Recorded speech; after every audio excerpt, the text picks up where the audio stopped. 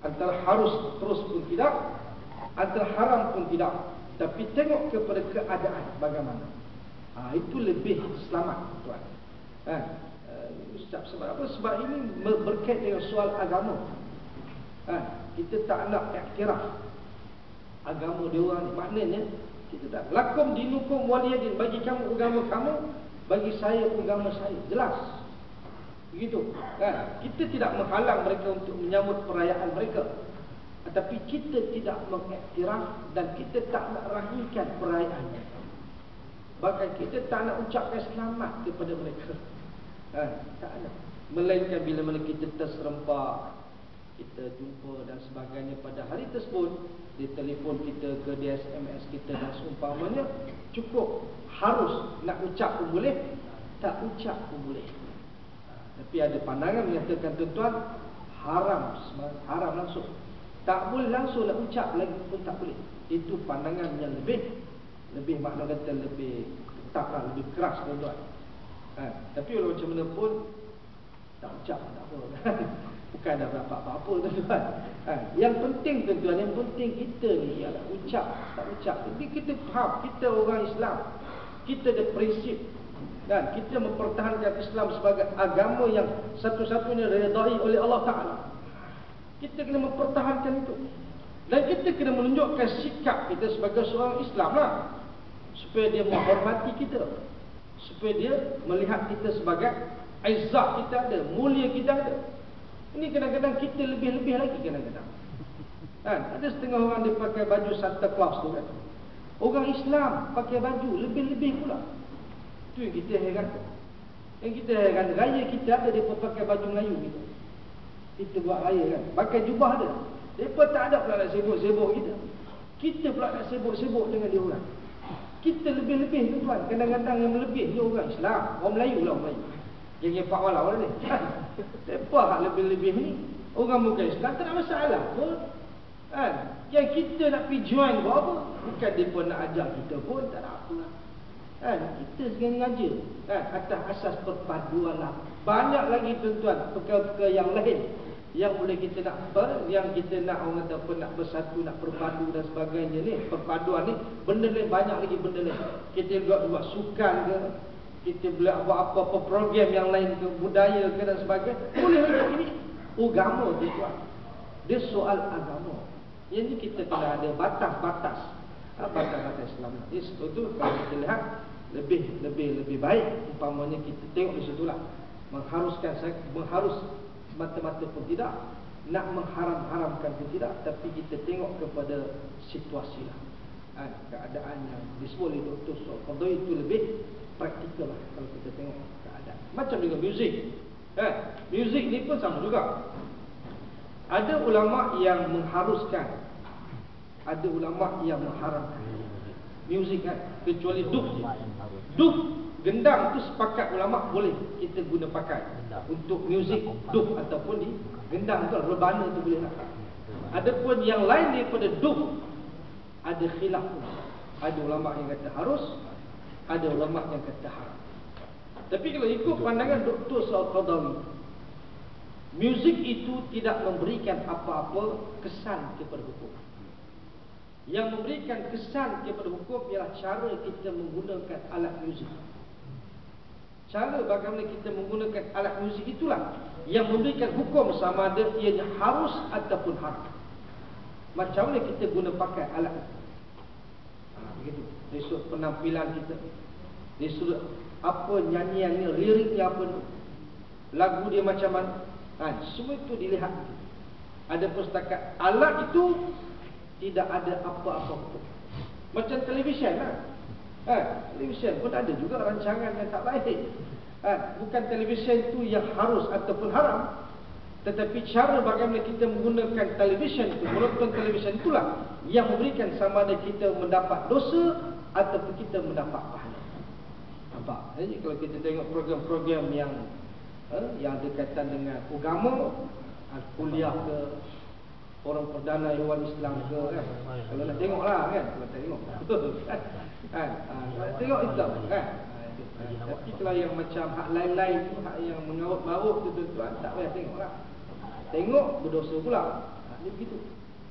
Maknanya begitu kita kena tengok dari sudut hukum. Macam juga wayang. Kan? Wayang pun macam tu juga, panggung wayang. Tengok filem apa yang ditayang. Kan? Kalau filem tu filem yang berunsur Islamik, kan? Boleh tengok. Kan? Boleh kita masuk panggung wayang. Kan? Tapi kalau filem tu filem hak yang tidak berunsur Islam, maka tak boleh kita tengok. Dia macam tu je hukum dia. Jadi kita kena tengok bagaimana cara kita mengguna alat muzik, bagaimana cara untuk kita pada sudut-sudut yang kita kata ni, soal ucapan selamat dan sebagainya tadi, itu yang kita kena lihat. InsyaAllah. Baik.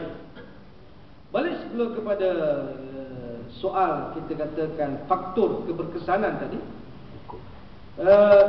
Jadi sebab itu dalam Islam tuan-tuan, sesiapa yang dihukum, maka masyarakat terima dia sebagai masyarakat, mana sebagai orang biasalah. Sebab dia dah dihukum dengan hukum Islam. Maka dengan sebab itu masyarakat tak boleh nak memulau dia, tak boleh nak meminggir dia, tak boleh tuan-tuan bila kena hukum Islam. Tapi soal hari ni hak yang tak Islam dia payah ni. Bila keluar penjara tuan-tuan, orang tak percaya. Pasal apa? Sebab tak ada, orang kata apa, tarbiyah, didikan dalam penjara tu tak ada Islam. Kadang-kadang pakai seluar pendek, kan, bandar pakai seluar pendek, tak sembahyang dan sebagainya. Mana tak ada unsur-unsur tarbiyah Islam, tak ada. Maka sebab itu tidak melahirkan penjenayah yang insaf. Tu yang kita rasa tak apa nak percaya tu. Tapi kalau dikenakan hukum Islam, insya-Allah, kan, makna kita percaya hukum Islam tu tuan. Bila dikenakan cara penjara mengikut cara Islam, makna dikenakan hukuman sebab ke sebagainya cara Islam, insya-Allah, maka ia dapat untuk memberikan, makna kata, pengajaran dan juga dapat memberikan keinsafan kepada penjenayah.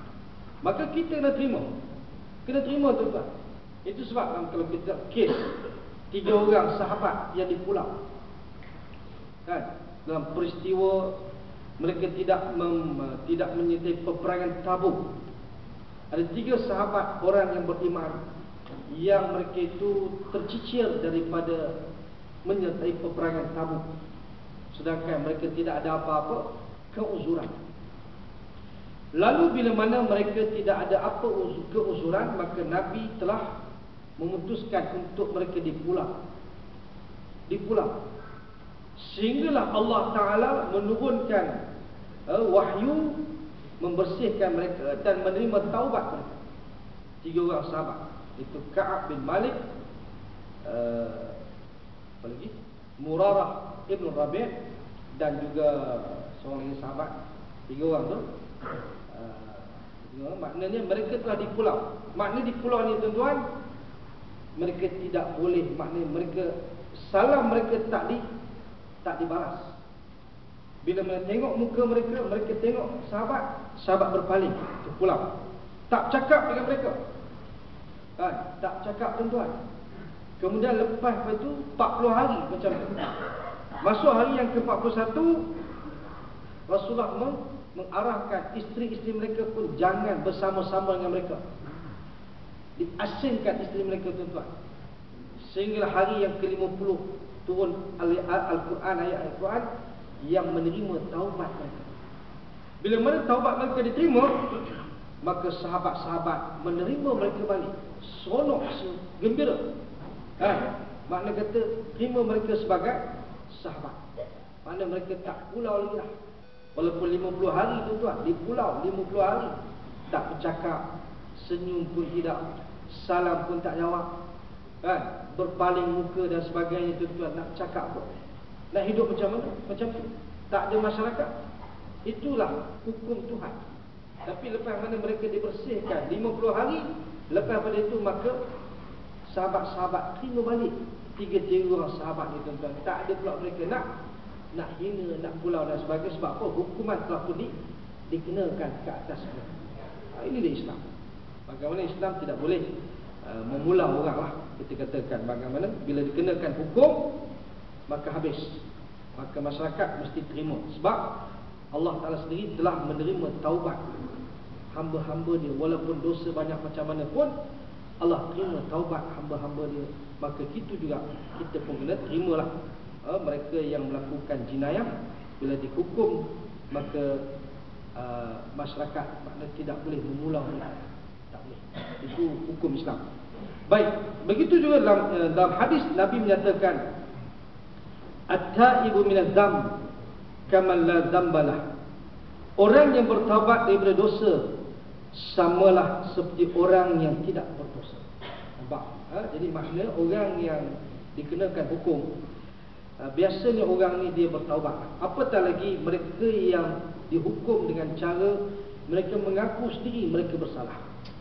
Semacam Ma'is bin Malik yang mana dihukum dengan sebab dia mengaku.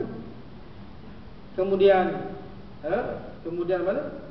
bila mana dia telah direjam, kemudian direjam sampai mati, maka bagi dia menyembahyangkan jenazah. Sehingga kan Umar radhiyallahu anhu merasa heran, disembahyangkan jenazah orang yang berzina. Maka Nabi kata kepada Umar, taubat Ma'is bin Malik itu menyamai taubat 70 orang munafik Madinah. Nampak? Dia punya taubatnya begitu besar, hebat, yang maknanya begitu tingginya taubatnya itu lebih daripada 70 orang munafik di Al-Madinah. Maka sebab itu Nabi menyembahyangkan jenazah Ma'is bin Malik, dan tempat dah tentulah tempat dia di syurga. Syurga tempat dia tuan-tuan, sebab dia dah bertaubat kepada Allah Ta'ala walaupun dia dah melakukan jinayah dan dihukum. Itu dia Islam, tuan-tuan. Melainkan orang yang murtad sajalah. Orang yang murtad tuan-tuan dihukum, yang tu tidak dimandikan, dikafankan dan disembahyangkan. Cuma korek lubang kambuh. Itu orang yang murtad.